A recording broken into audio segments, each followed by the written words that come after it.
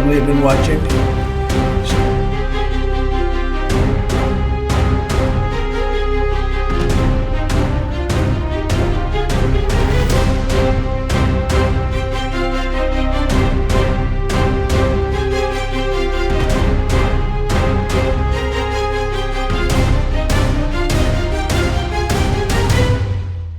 President Donald Trump is facing fresh backlash after proudly sharing photos of Washington, D.C.'s iconic Arts of War sculptures being covered in gold. While critics argue millions of Americans are still struggling to afford basic necessities. The president posted images on Truth Social showing workers regilding the historic statues ahead of America's 250th Independence Day celebrations next month. According to Trump, the massive sculptures will be fully covered with a thick layer of 23.75 karat gold leaf by July 3rd. Trump also praised the project, revealing that specialist gilders had been brought in from across the country to complete the work.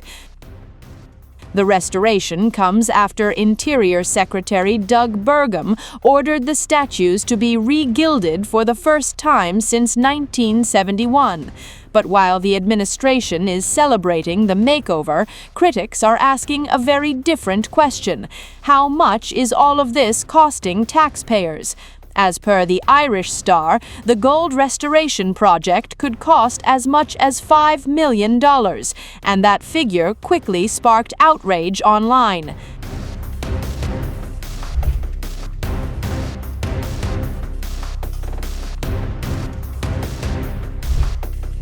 Social media users wasted little time attacking the project. One critic wrote, quote, "We just want to afford gas, groceries, housing, and health care." Another mocked Trump's priorities, writing, quote, "Always keeping the people's top needs and concerns in mind." A third critic dubbed the president, quote, "Grandpa Goldfinger," arguing Americans are struggling with groceries, rent, and rising living costs, while Trump posts updates about gold-plated horse statues.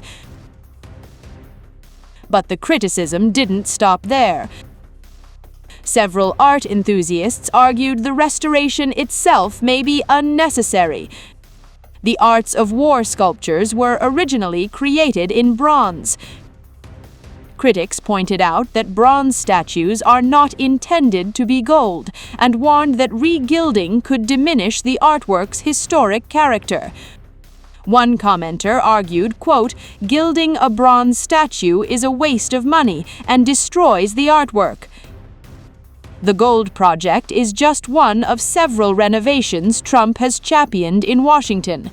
The president has also overseen changes to the Lincoln Memorial reflecting pool, which he previously described as filthy and dirty. That restoration included giving the historic pool a new lining in a color described as American flag blue. Trump's administration argues the upgrades are restoring national landmarks ahead of major patriotic celebrations. We have a big day today because this is, as you probably have been watching, so from 1922 to present, it really never worked. It leaked and was bad, and it looked terrible. It was supposed to be beautiful. It was opened in 1922, and it always leaked. There was a problem. It's called the Great Reflecting Pool between the Washington Monument and the Lincoln Memorial. And I just had this done. You're getting a first glimpse, but that's your size compared. So those are compared to, those are among. We did a fantastic job, and Department of Interior was amazing. Doug Burgum, really absolutely amazing.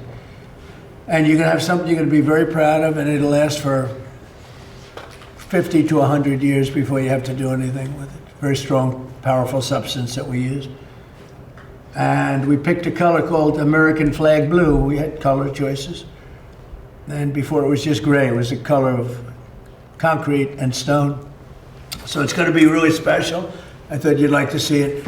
And the work ends on the pool, we also did a lot more than we anticipated. We did all of the sidewalks outside of the pool where people walk or they stand. That's where Martin Luther King made his great speech.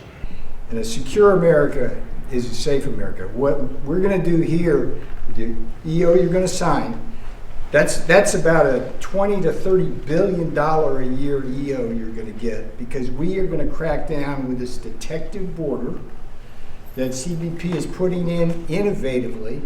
We're going to crack down on the fentanyl. We're going to crack down on the unhealthy products, the counterfeits, and all the tariff evaders. So this is a message to the world today. When you sign this, there's nowhere to run, nowhere to hide, and this is what Donald Trump does. He secures our borders, and not just physically, but in terms of trade. The new customs border is going to be awesome.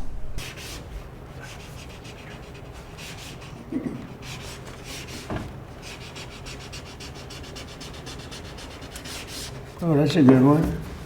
That's a nice one.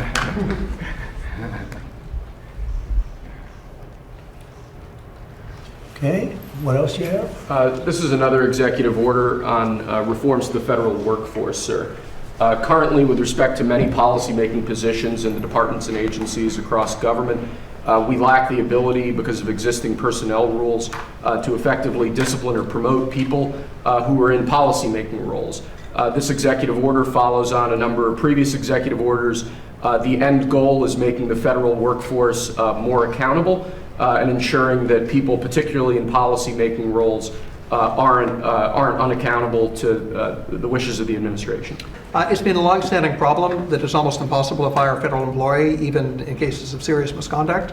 And as a result, if you have employees who are trying to undermine the wishes of the American people by pushing their own agenda or just incompetent at what they're doing, agencies have a long-standing difficult time getting rid of them. And that's a particular problem if you're in a senior policy influencing role where you're controlling the policies of the entire agency. What this does is basically treats those employees like private sector workers. They're going to be hired on the basis of merit and competence, but if they're messing up, then they can be removed quickly rather than taking a year longer to get rid of them. That's great. And you were very much involved in it? I was, sir. Is this guy central cast? Baby, sir.